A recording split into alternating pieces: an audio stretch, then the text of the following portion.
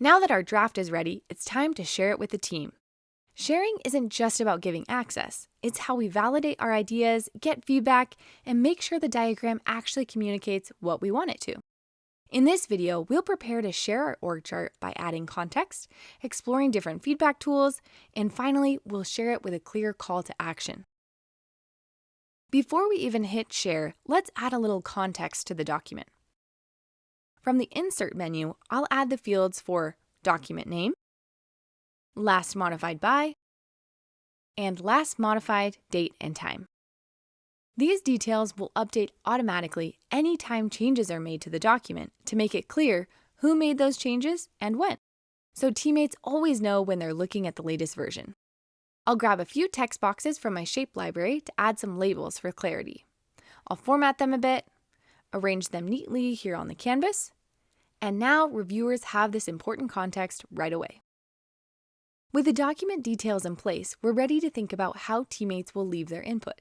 Not all feedback is the same, so choosing the right tool is important. Sticky notes are great for quick, visible input or brainstorming. I can add one sticky note and @mention a teammate to ask for specific feedback, and Lucid will prompt me to share. Or I might go to Quick Tools to add a few sticky note banks,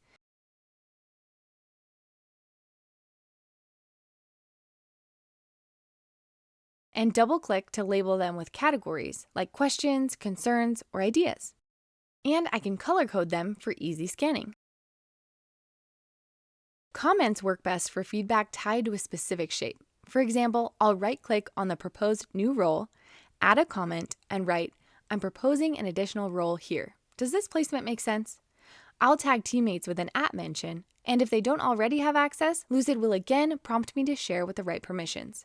And now my teammates will get notified by email or through integrations like Slack. If permanent context needs to stay attached, I'll use notes. For example, adding requirements or background information directly to a card ensures the detail doesn't get lost.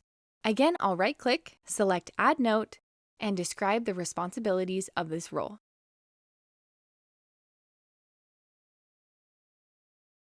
For moments when written feedback isn't enough, I can record a video directly in the document.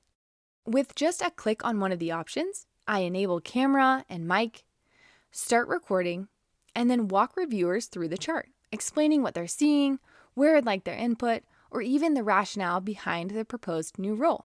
Proposing headcount isn't just about dropping another box on the canvas. It's about telling the story of how that role fits, why it matters, and how it connects to the team. Once recorded, the video appears right on the canvas, and I can add a sticky note pointing to it so no one misses it.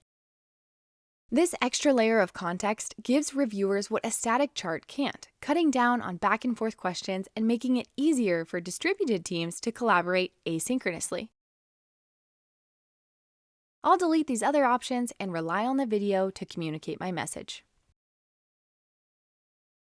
With the document prepared and feedback tools in place, we're ready to share.